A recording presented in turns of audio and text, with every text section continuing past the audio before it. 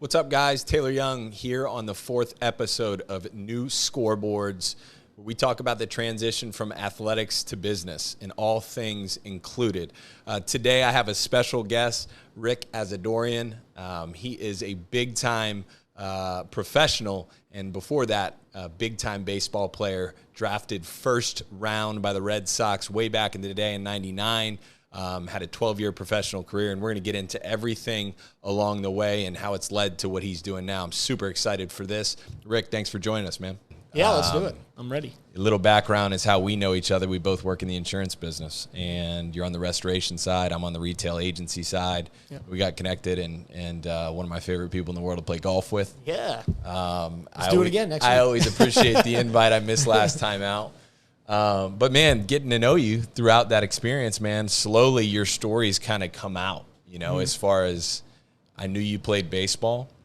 I knew you played at a high level. But then the more that unfolded every time I'd hang out with you, the more I was just captivated by your experience, your story, but then how it also translates into what you do now. Sure. And I think the people listening to this platform are curious, or either athletes going through it and they're wondering what's next. I know I was there. Or they're people that have made that transition from athletics to sports, and they're kind of hitting a plateau, and they're maybe saying, hey, can I look back on their experience and learn something?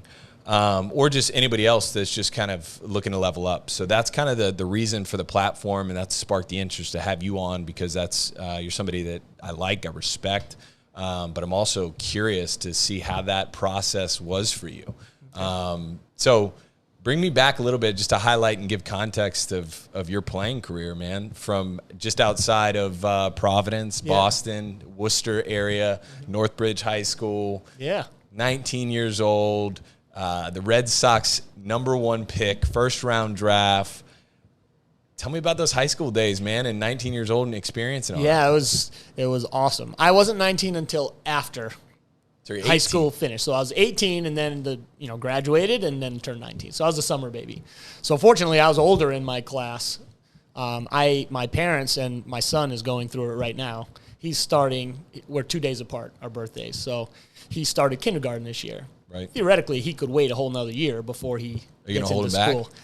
We'll see how it goes. Yeah. But that's exactly what my parents did for me when I was, first grade or second grade. There was just some things that I think benefited me more to just kind of be held back and not be younger in the class, rather be older in the class.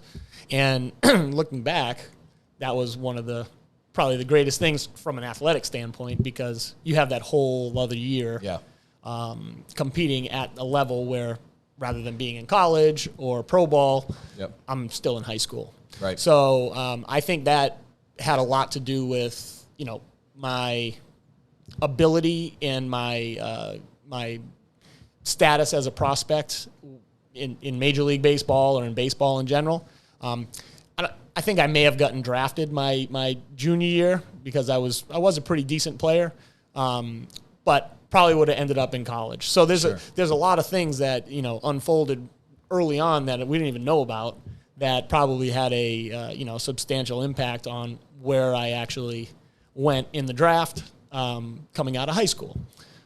That said, looking back, there was certainly some things that probably would have benefited me more to go to college rather than pro ball. Wasn't maturity, wasn't anything like that. It was just kind of learning how to play the game every day as a professional, as a young kid. And this is true now, no matter what's going on with all the data and all these things. You have to be ready to be a professional, and understanding this is a job. This is something that you need to, just live every single day and learn how to deal with failure and success and, develop an approach.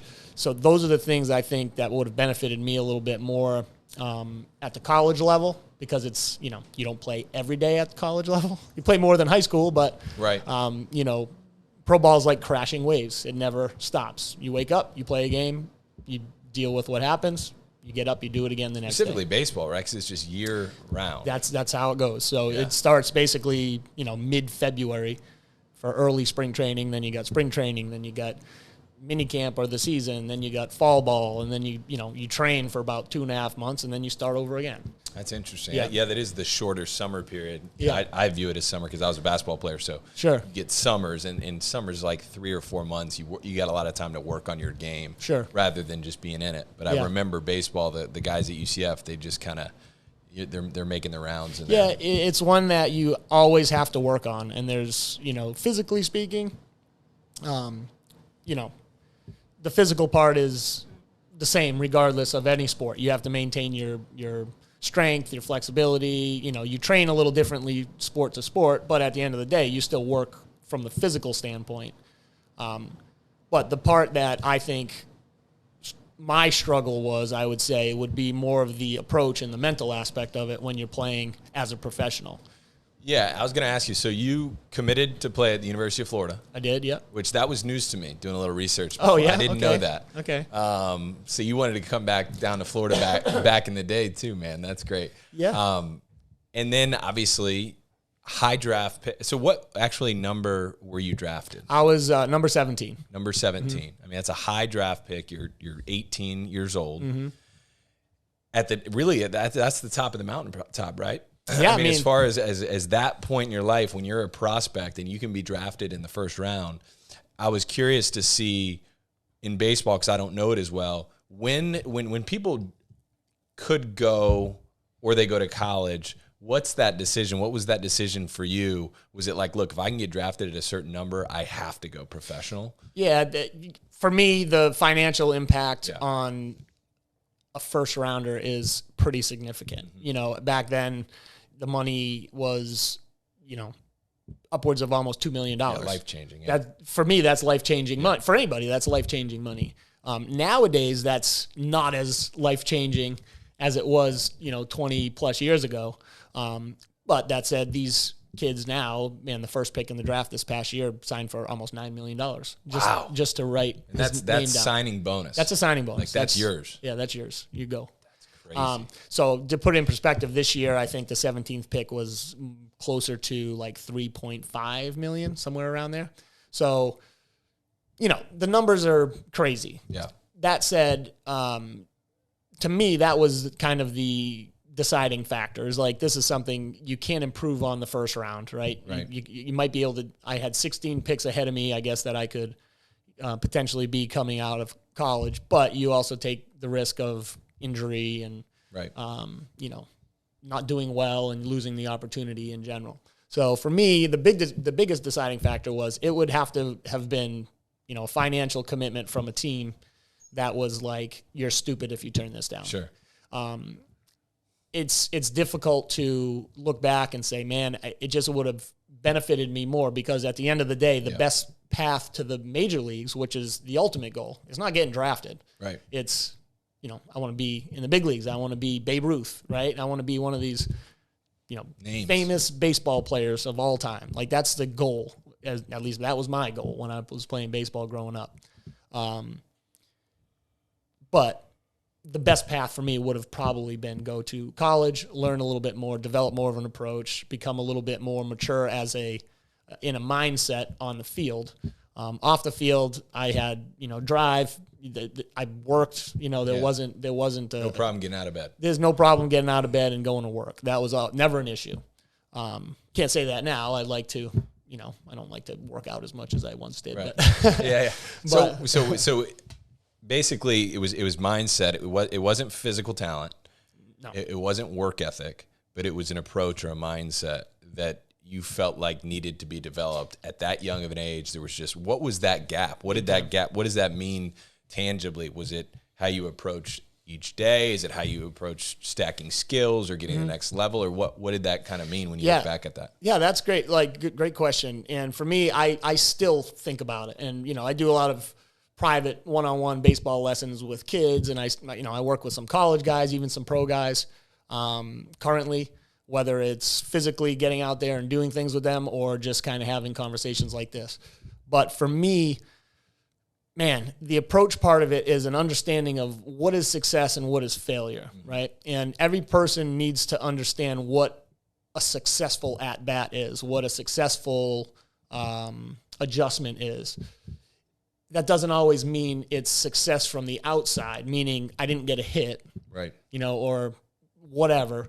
But, understanding what is success and what isn't. If I go out and I strike out 10 times in a row and on the 11th I hit the ball, that's success. Even if it's a foul Even out. if it's a foul out or whatever. But, okay, I made an adjustment. And that part is extremely difficult for an athlete, in my opinion, to, fail and still see it as a success.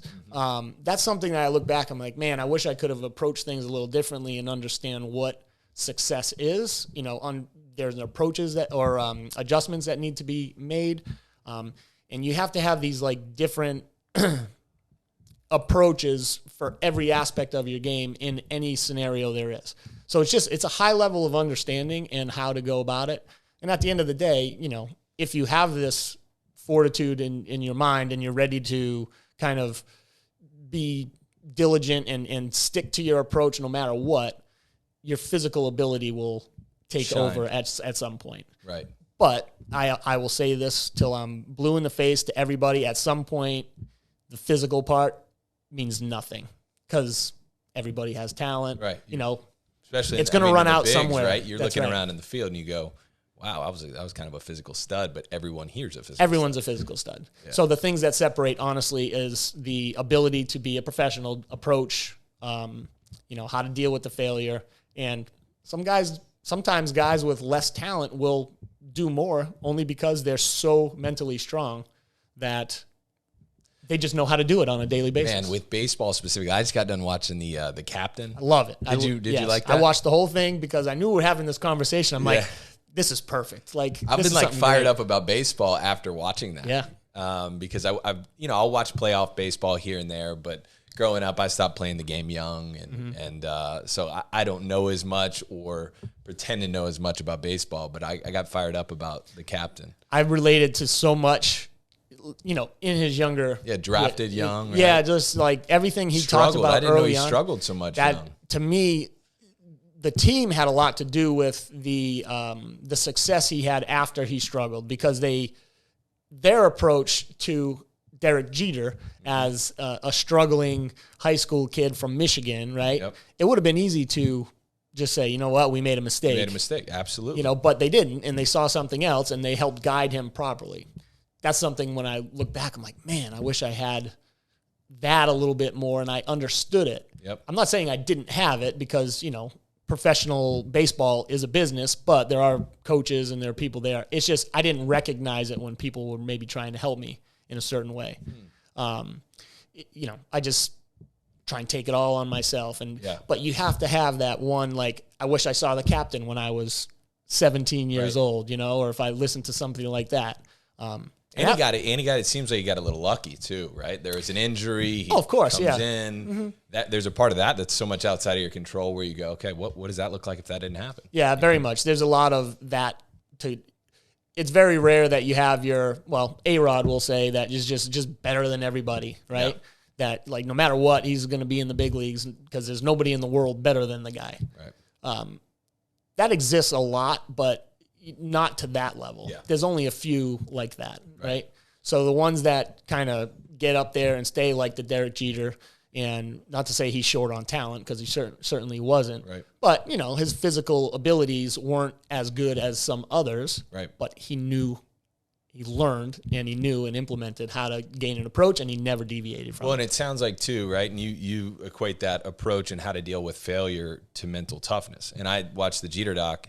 Like, that's a mentally tough dude, right? Mm-hmm. Like, that was a guy that didn't get too high, didn't get too low, but continued to approach as a professional year after year after year after at-bat, after success, failure, all these things. And you're like, that's a mentally tough dude. It's tough. It's a hard thing to do. Yeah. It really is. And I'm a pretty fiery kind of a guy to begin with, just in life and, third child syndrome, I guess, 2 older brothers. Right.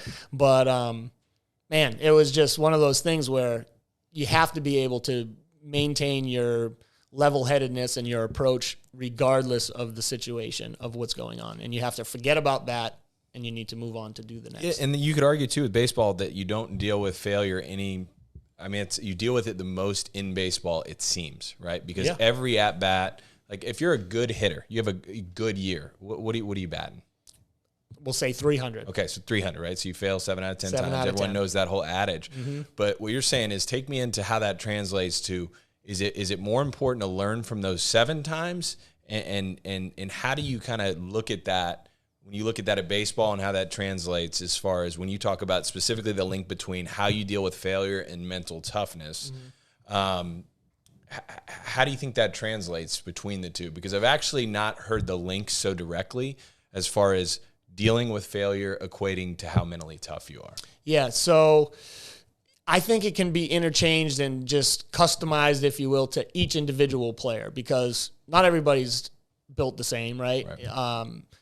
There's what your approach might work for you doesn't necessarily work for me. So as a coach now, looking back and working with kids, I have things that are kind of irrefutable. Like you have to do these things physically in order to, put yourself in a good position. Right. However, you can't teach those things the same way to a kid because they don't understand it the same way. So you have to kind of learn the language of that particular player.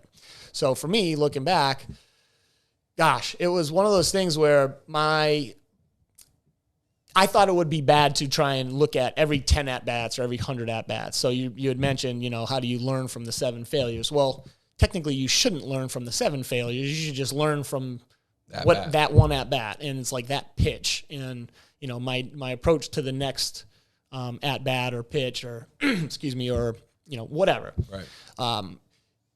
In order to learn how it resonates individually with you, you have to go through the ups and downs. You just do. And you can have several different approaches, whether it's one at-bat, the next 10 at-bats, the next 100, a season, the last 3 years, whatever it is, and say, man, this is how I evolved as a player, and understanding how to, not make the same mistakes. And if you're doing one thing and you recognize, you recognize that it's not working, you have to, kind of adjust your approach. It's constantly an evolution. Now, and I wish I did this back when I played, I wish I had a notebook that I wrote down literally when I was good, when I was bad. And then I could always go reference it in the past. And I've talked to, kids now, even young 10-year-old kids that I might work with. Like, man, bring a book with you here. So when you do something well, write down physically what was your approach right then and there.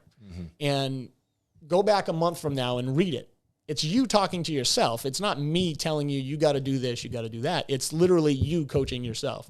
So for me, I wish I had taken that approach a little bit more. When I'm really hot, what am I doing? What am I thinking? When I'm up there, because it always is about your approach. In my opinion, that's what I think it is. You can train, be strong. I can throw the ball 100 miles an hour. That doesn't matter. It's all about what you do when you actually get the ball or get the opportunity to succeed. Yeah, that's interesting too. It's almost like how I view journaling, right? Like if you're also allowing some objectivity, something that's very subjective, right? Like in basketball, you hear like, oh, he's a streaky shooter. Well, what does that mean? It means at some point he feels like that hoop is wide and he can throw anything in it. Right. And then at other points you feel like he can't make anything. And to be able to capture those and take those subjective feelings and turn them into objective moments, and it also allows you to reflect upon them and go, oh, you know what? You're not as bad as you think. Remember just 2 weeks ago when you felt like you could hit everything and that fastball came in, or you went 3 for 3, whatever it is, okay, you're not as far as you think, right? It allows a subjective feeling to translate objectively and you to keep moving forward in the process.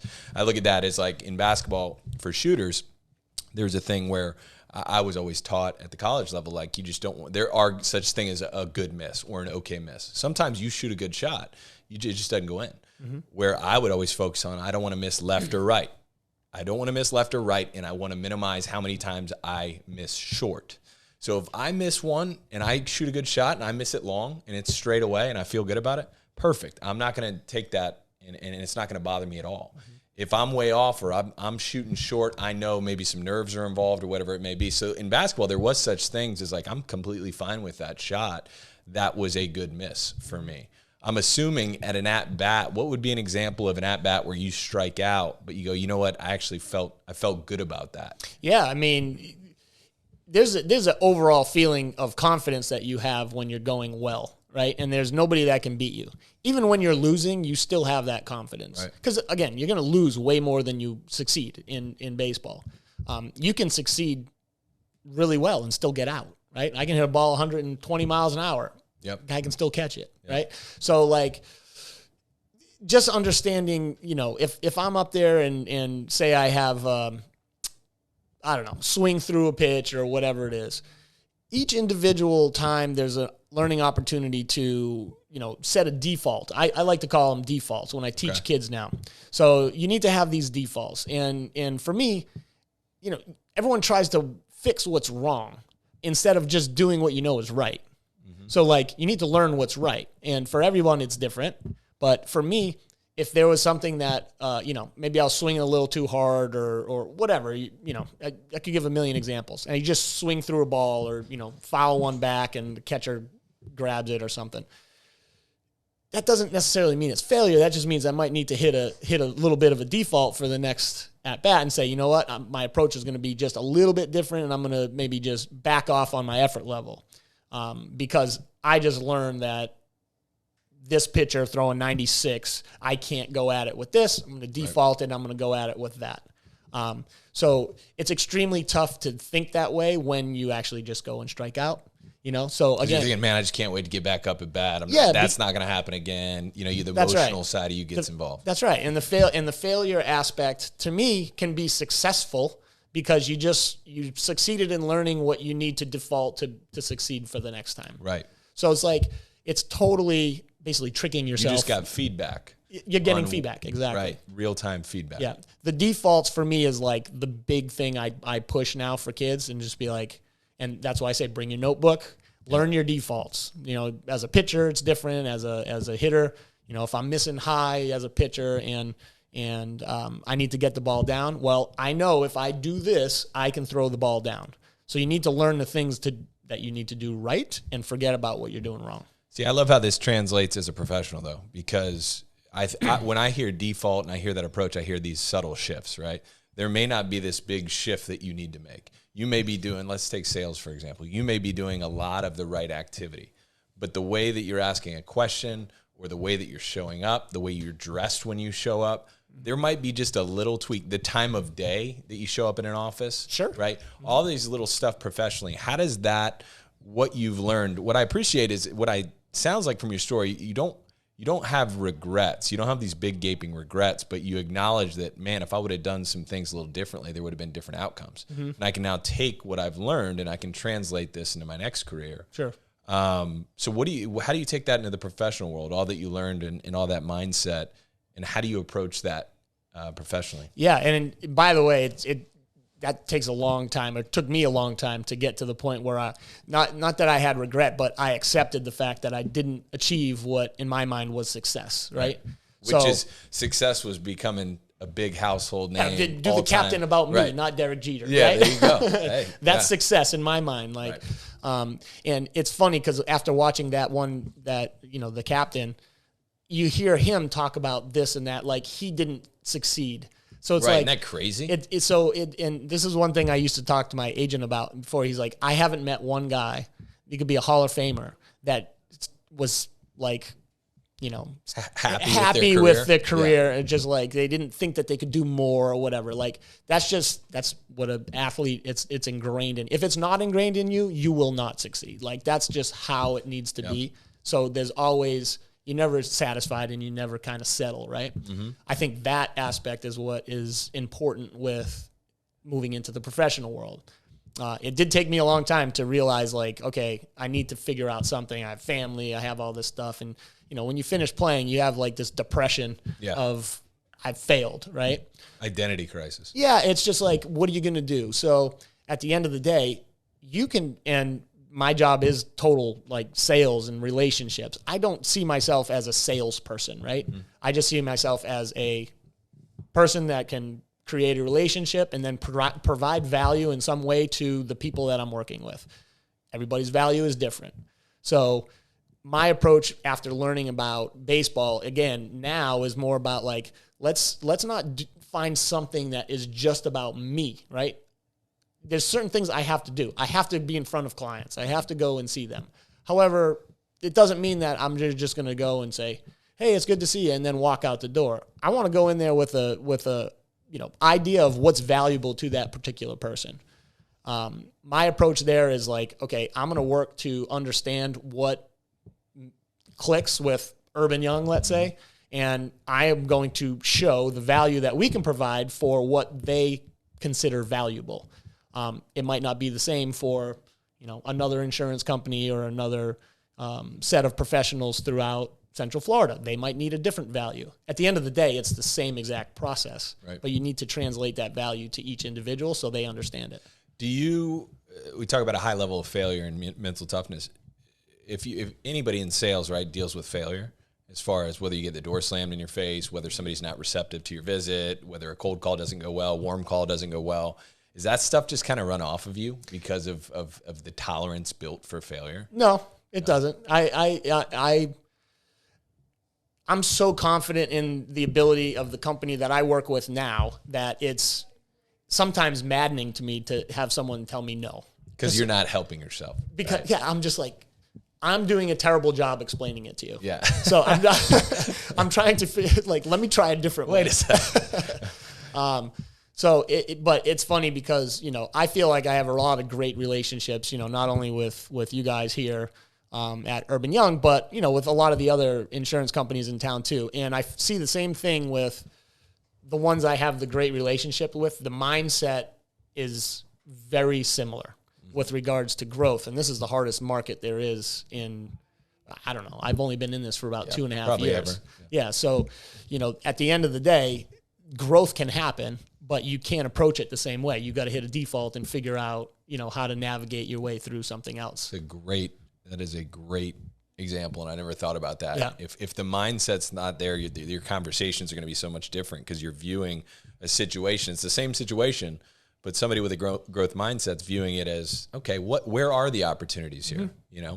I'm not going to say it's a great time, but we know that there are opportunities in every market. We just have to find them. Let's Let's have that conversation. But unless this is not right, you're just not going to see that stuff. Right. Yeah. Understanding and recognizing opportunity, I think, in a market like this, or, translating it to baseball, like, there's a guy on second base, I got to get him over to third base, that kind of stuff, and recognizing that instead of saying I'm 0 for 4 and I need to get a hit. Well, success is actually hitting a ground ball to second base and getting the guy over to third, so your guy in back of you has a chance to it's interesting. Jeter's getting a lot of love right now. It seemed like what he did from afar really well was be able to play winning baseball, see the game as a game to win rather than have so much internal focus on his own performance. Without a doubt. Which is interesting because I know as an athlete, when you focus so much on your own performance, that level of pressure ends up putting more pressure on yourself and usually doesn't lead to a great performance. That was my experience. Mm-hmm. If I'm focused on the game or the play or the execution of it or where everyone should be as a point guard and I'm not focused on,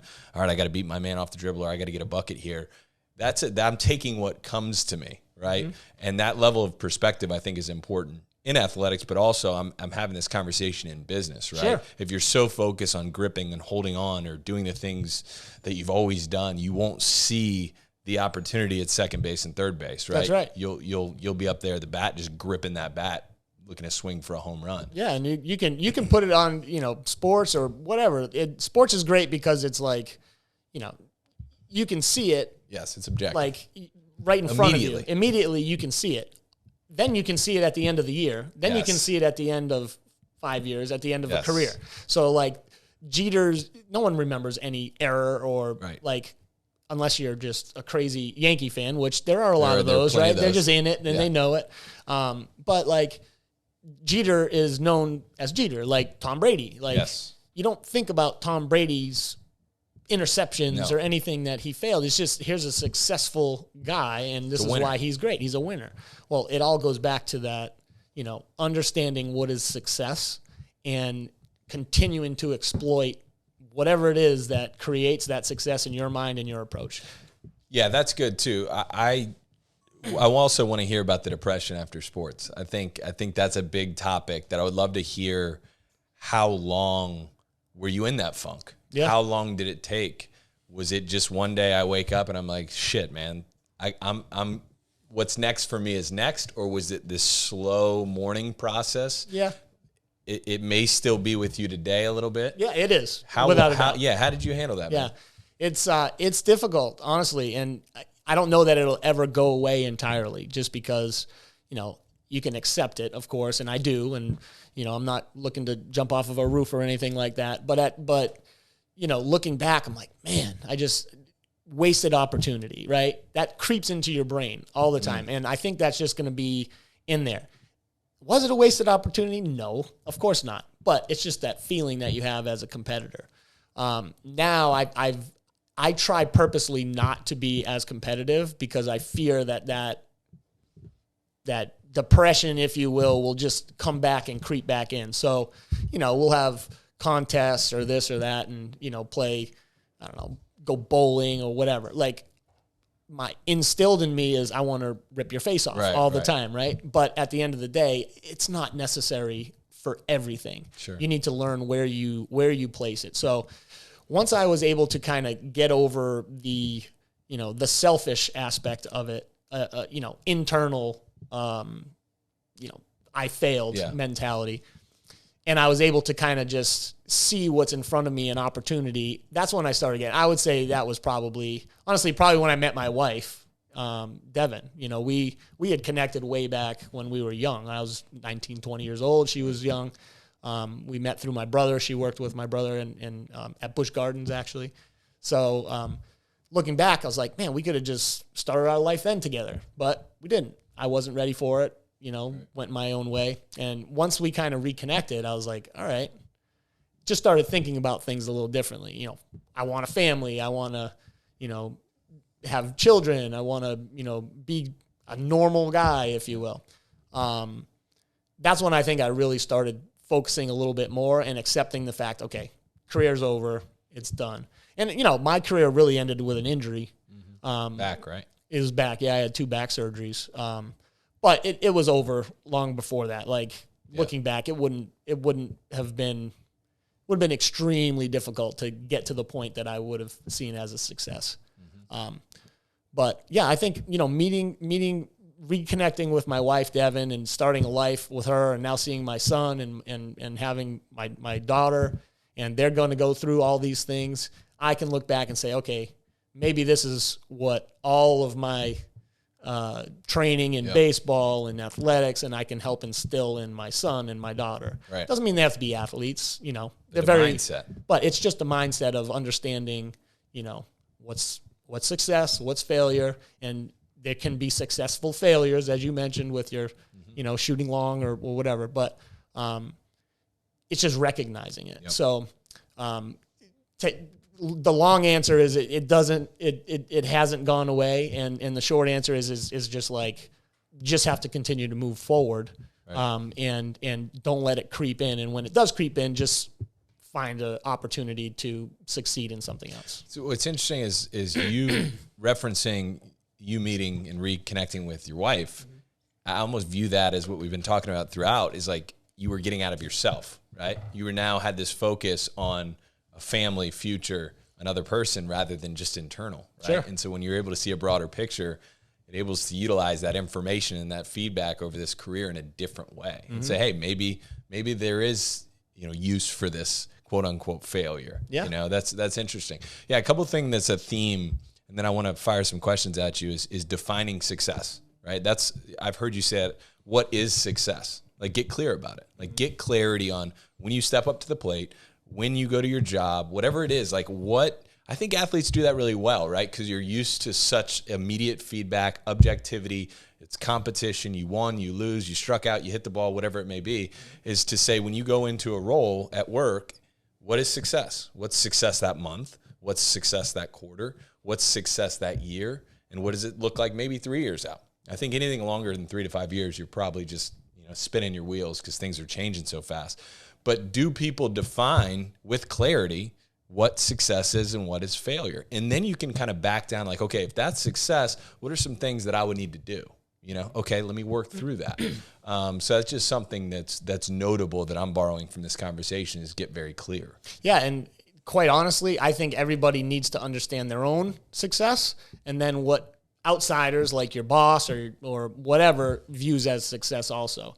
So a successful, for me, getting referrals and developing relationships.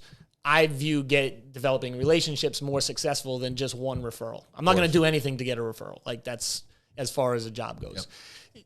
It's irrelevant. If we have a good relationship and I do what I say I'm going to do and I continue to provide the value that you need, you're going to continue to refer clients to me. So successful for me when I first started was just start getting referrals. And I got some, but then I started thinking, I was like, I would rather just start building relationships. Mm-hmm.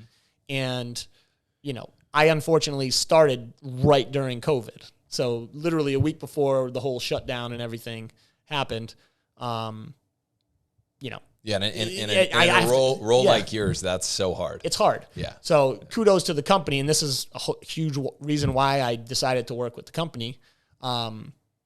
They said, yeah, we're going to roll with it. We hired you a week ago. They could easily just said, hey, we're going to have to put it on hold. Yeah, we'll circle back. And I would have understood. Yep. But at the end of the day, they were like, nope, we're going to figure it out. So I was like, yep, I chose the right company. This is where I want to be. So I had to make an adjustment. Instead of going to meet people, I'm going to meet one or two people that have all the relationships in place. So for me, a lot of the territory managers that I've developed good relationships with.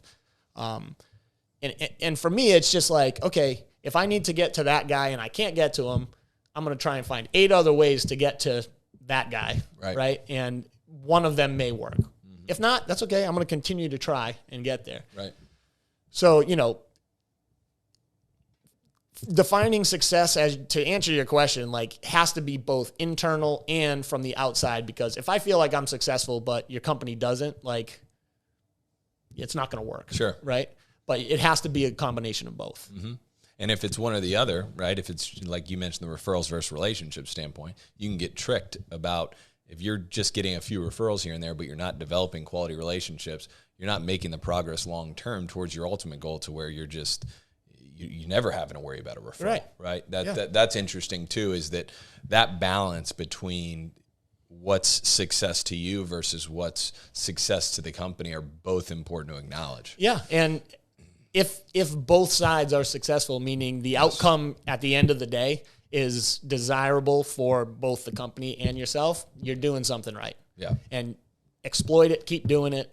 If there's room to grow, then you have those conversations.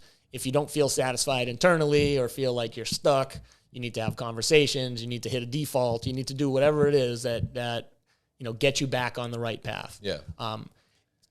In order to grow, you constantly have to evolve. And you know this probably better than I do with regards to the insurance world, is those that are trying to do things that were going on even 2 years ago is not going to work. Right. You need to find a different avenue to grow. And there's definitely growth out there, but it's not easy if you don't kind of navigate the world that you live in now compared to where it was 2 years ago. Yeah, and I think that's interesting too, is like, if you define what success is, it doesn't matter how you get there, right? Like the how to get there, like if we can all lower our egos enough to say, okay, I might have thought, like you said, thought I was going to get started and I was going to walk into all these offices. Oh, by the way, I can't walk into these offices. There's this thing called COVID. And you go, okay, well, maybe I wasn't on LinkedIn, but I'll get on LinkedIn. I'll be more active on LinkedIn. That's just one way. Mm-hmm. I know this is what my outcome is, so how I get there really doesn't matter. I'm going to find a way how to get there, and that's going to ever evolve and change. But if I can define success, then perfect. I just have to be working towards that. That's right. And that's cool. What would you say? I always like to look back on this, and in my experience, I look at like the recruiting process, or for you baseball players, you can speak to specifically, but broadly, is to say like, what's the biggest mistake? Like if you look back at 18, 19-year-old Rick, but also somebody else in your situation, or maybe the person that's, debating to go pro, do they go to college? Hey, maybe I'm looking to go to this one college or this one college. What do you see as the biggest mistake that young athletes make, young baseball players make in that particular time horizon, in those key decisions that are going to kind of shape what their career looks like next? Is there anything that sticks out? Yeah, I mean, for me, when you compare yourself against another player that went through the same situation, it's semi-irrelevant, right? Like you could talk to a kid, say, you go to Florida and you have a really good career and it was your high school teammate, and then the next year you're in the same exact boat, it's the same situation, starting pitcher, outfield, whatever. But at the end of the day, like that guy at Florida experience is going to be potentially very different than yours, even though you started in the same place. So you have to have a process, and you need to kind of set up guidelines at a young age, especially with the recruiting process. And this holds true with any sport. Yep. You need to have a plan when going through the recruiting process, right? And at the end of the day, you have to work your plan and trust it, and have people that have gone through it to help guide you with things to look for and, things to consider to make a decision on. But you can't look just on the grand scale and say, yeah, I want to go play basketball at UCF, or I want to go play basketball at Florida because I love the Gators. I love, UCF. I love Florida State, whatever. Yes. You can't do that. Maybe, I don't know, Boston College is a better route for you because of this, and this. And by the way, it's still a pretty great sports town and sports this, but it's in the Northeast. So like there's so many different variables that come into play that I think a lot of kids don't consider. And just because it's not as well known of a college, let's say, it doesn't mean it's not the best route for you. Dude. That's my biggest. When I would talk to somebody, if somebody would ever ask, and a couple of kids have over the years of, when they're making that decision of where to go to college, they're coming out of high school. And this was true for when I was playing. The number one mistake I feel like kids make is they go with the biggest offer or the most sexy offer, or they're a fan. The Gators are a popular one, just to pick on them, because in Florida, if you grew up in Florida, like, you're going to want to go play for the Gators. So if the Gators offer you, how could you ever say no to back then to Billy Donovan, right? You just wouldn't, right? But if, like you said, if you had a process and you defined what was important to you, you put a framework of all the different aspects of how you want this experience to play out, knowing yourself, knowing your game, knowing your opportunities. I think the number one mistake kids make when going into college is they don't go with the best fit. They go with the biggest offer. Big time. And I could speak till I'm blue in the face. And I don't even care if it's Division I versus Division II. Right. I'm so convicted on it that I would tell you to go play Division II if you know it's the best fit and it checks more boxes. 100%. Because, by the way, you can still go play Division I, but I've seen so many kids with way more talent than I ever had go play for the big school and then never get an opportunity, and it perpetuates, and then it ends up being something to where they don't get out of it what they could have. Or they transfer and they have to go through that, and they just waste, not waste, but 2 years delayed on what should have been the whole time if they would have defined success, put together a framework, and worked their process. That's right. And I think you've said that a couple times throughout this conversation, is work your process. And I think it's true for the same way if you're coming out and you're getting done with college athletics or professional athletics, and you're like, hey, what am I going to do next? I don't know. That's where I was. Like, I think I'm good at some things. I can talk to people. Maybe I'll do sales. I feel like every athlete's like, yeah, I feel like I can do sales, and it's that easy. It's that easy, right? But but you're like, I don't know, man, right? So you're looking at that and you go, it's the same thing. Define what's important to you and go with a fit. And don't just go with the shiny object or the medical sales route, because that's what all other former athletes do. And obviously that's a generalization, but it's so common. Do that if it fits your framework, but maybe decide what you want out of your next phase of life. Define what that looks like. Do you want a family? Do you not? Is it about money, or is it about progression? Is it about long-term, opportunity, or is it about, I'm going to go where there's, define that, and then allow that next opportunity to work your plan. So I want to let you speak to working the plan, because you've said that a couple times. Yeah. Where does that language come from, and how does that translate? And the level of importance to execute and work a plan seems like that's fitting with you. Yeah. So it's evolved from, I didn't really have one when I played. I relied totally on my talent. Everything that I got was more because of talent than my ability to play professionally. Right. That's where I was like, man, just even a small plan would have been able to kind of get me over that last little hump that I needed to get in the big leagues and have a career potentially up there. Didn't happen. So looking back now, I would say, all right, I know some of the mistakes that I made, and the mistakes weren't necessarily I didn't train hard enough, or, I didn't eat the right food, or, I shouldn't have had that girlfriend, none of that kind of stuff. It was all just because I didn't have a set goal that I believed in, that I thought would be able to carry me over the long term, and just throughout that process, tweak it here and there.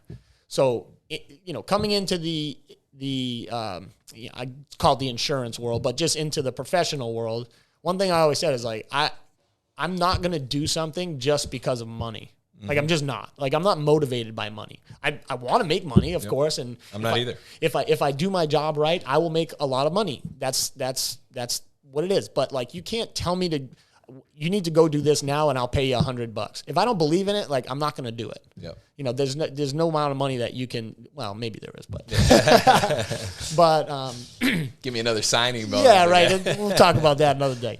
But for me, having that plan. So like, when I got into Joe Taylor Restoration, it was honestly because of one guy, our branch manager here. His name's Jay Tessmer. He was also part of two of those Yankees. Oh, really? World Series teams with Jeter. Yeah, I didn't know that. Yeah. Jay's got 2 World Series. He pitched in the big leagues for, I think he had about an 8-year career overall, several years in the big leagues. But anyway, Jay's our branch manager. I knew Jay because his kid played with an organization that I coach with. Yep. And I'm like, I need to get involved in something. And that was my step of, I need to find a real job and kind of step away from the whole baseball dream and pipeline with coaching or being an agent or whatever. And I talked to Jay, and Jay's like, yeah, you might be good in the sales role. It's just meeting people. And I was like, okay. So, and I learned about it, and I said, okay, great. I'm going to give it a shot. I'm going to jump in with 2 feet. And the only reason why I did is because I know Jay's integrity and I know what it is. I don't care about like the restoration world. Like, that's not why I got involved in it. I just wanted to be part of something that I could believe in and go and sell myself and my, stand behind it and put my name behind something. I found the right company to do that. That's great. So now the process is going to evolve based on my experience with baseball. I have to have a set plan of, okay, this is what I see as success. This is what Joe sees as success. This is what I believe in as hard as, how to achieve that success. Yep. And if I'm not gaining traction in ways, I can lean on Joe. I can lean on Aaron Getty, our vice president, or Chuck Jones, our director of sales. They've been doing this way longer than I have. That said, it's still, you need to recognize this isn't working. My plan isn't working, so I need to make that little tweak. Yep. Overall, I think my approach has never changed since I started this, and I said it early on that after COVID, of course, once, we had to make a change, I said, all right, COVID it affected the normal way of doing this job. We're going to have to kind of iron things out a little bit differently and develop that approach.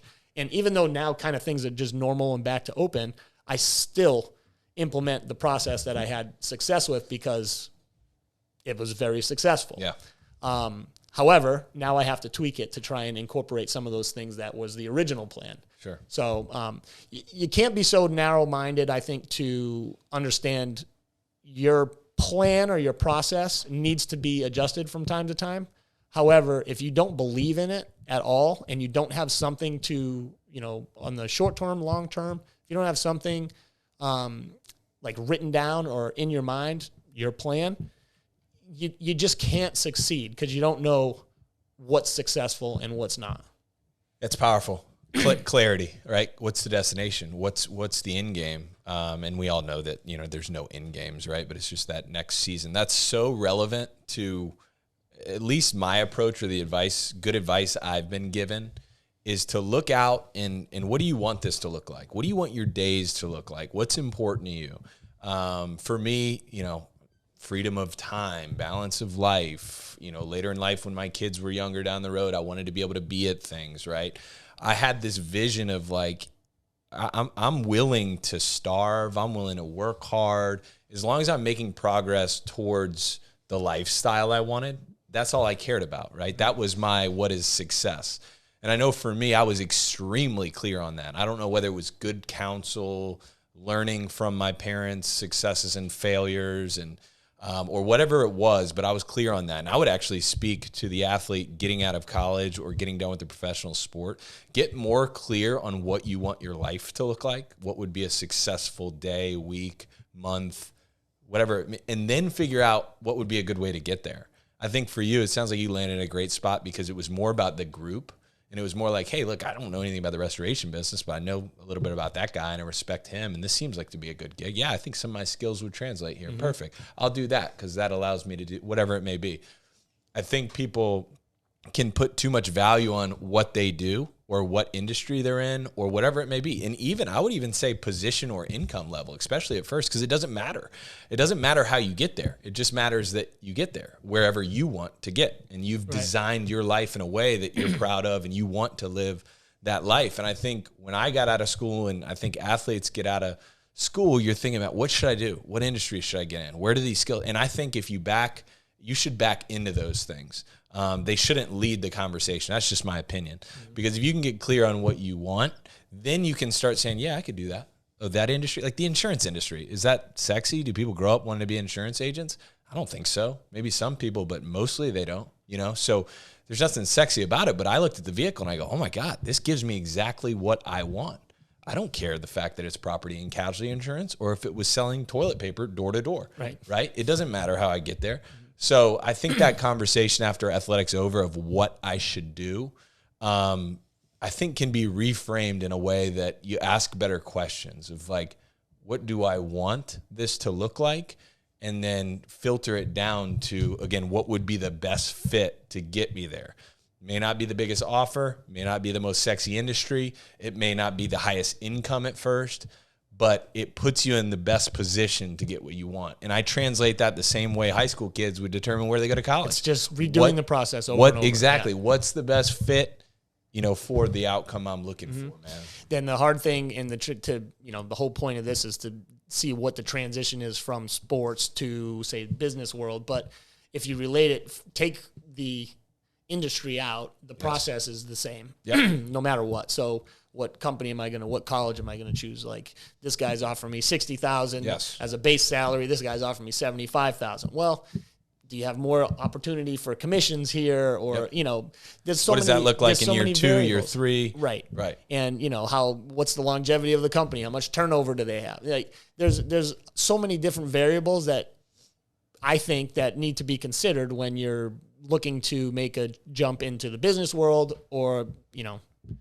the college choice for a high school kid. Yes. There's more variables than just the bottom line when you talk about it. And if you're thinking and basing everything on, say, 2 criteria, like, they have a good reputation and they're giving me a good scholarship or they're giving me a good salary. Okay, that's great, but maybe it's short term. Like, are you going to transfer in a year because you're not getting playing time? Right. They have 8 kids in front of you. That you would be looking at the roster and say, I play shortstop, but they have an all-star shortstop who's a sophomore, might be there another couple of years. And they have 2 others behind me committed for, in baseball anyway, they commit early. So I think that's a huge mistake, by the way, for young kids to commit before they even are even in high school sometimes. I think it's better for a kid to work the process and go. Unfortunately, they found this, college coaches find a way to just kind of get as many of these talented kids, and then they work the process with the kids. They weed them out. And they weed them out. Yes, so, I've seen that happen. Yeah, it happens all the time. So, but that kid then didn't have a chance to work his own process. So, and it's the same thing in the business world. Like, a competitor of mine could have tried to say, hey, I'll pay you triple what they're paying you over there just to prevent me from going to this particular company. Okay, like that's cool for maybe a year or 2, but then what? They sell and now you're stuck and you didn't have any chance to grow. So it's just a constant evolution, and it just kind of repeats itself for every time you start a new process, whether it's school or family or whatever. When there's a new process, you got to go. If you have more than one kid, you had the process with the one kid, like tweaked. You might have to tweak it for the next, So I hear a couple things throughout this conversation. I want to give you an opportunity to kind of close this out. Sure. But, define what success looks like, work your process, and then tweak that process along the way, right? In baseball, you call it hit a default, and continue to redefine what that looks like. But what would you say to the person that's maybe in the middle of the transition or going to make the transition from athletics to professional career, what would be an encouraging word that you would give them outside of all that you've learned, that transition from sports into the business world? What would be an encouraging word you'd give to that person that is hesitant or have some anxiety around that transition? What would you say to them from your experience? For me, and this came from a general manager of a major league team way back when with the Red Sox, actually, it was Ben Sherrington. Excuse me. And I was talking with Ben down in Fort Myers, and I was thinking, I'm thinking about maybe just getting into the coaching side of things. And I was still a player. I could still play. And one thing he said, listen, we could maybe have an opening or have a position for you, but you have to be okay and completely have the playing aspect out of it. Like, it has to be done. If it's any inkling at all, we don't want you as a coach, because you're not going to be able to be successful with your own, well-being and what you're doing, and you're just not going to be all in with it. And, I think to me that would be the one thing that I would say is, like, you have to be 100% certain that you are ready to make the adjustment and the change. And if you're not, then it's not going to work, because you're not going to be all in with it, and you're not going to be able to see success. You're only going to think, I've just failed and I'm doing this because I have to. Yes. That to me is like the biggest thing that I could recommend to someone is, like, embrace it and be all in with it. If you made the wrong decision, it'll come out, and that's okay. But you have to be okay with making the transition and starting that new process to find what your success is. Yeah. If it's not successful in your own mind, then again, you hit the default, and your whole life plan turns into, okay, well, I'm going to hit the next opportunity and I'm going to go all in with this. Yep. Eventually it will work, but you have to be willing and able to, accept it. Yeah. Acceptance is accept it and move forward. You can't teach it. You can't teach it. Like, I can't say you need to accept this. Yep. You literally have to look in the mirror and say, I accept this and I'm ready to move on. It took me a long time to do that. Yeah. And, I fight it even to this day. Mm-hmm. So it's something that might always be there, but that would be the main thing that I would suggest to those people. I love it, man. Better for this conversation. Thank you so much for your time. Absolutely. And thanks so much for pouring into the platform. And I'm a huge fan of yours professionally, and I've learned more about you in the last couple of days about your career. We didn't get into a ton of that, man, but you had some awesome moments in a long professional career, and you should be very proud of that, man. And anyway, I appreciate you, man. Yeah, no, I appreciate it, and big fan of you guys too. So I love this platform, by the way. So awesome, dude. Yeah. Thanks, dude. Thanks. Appreciate it. All right.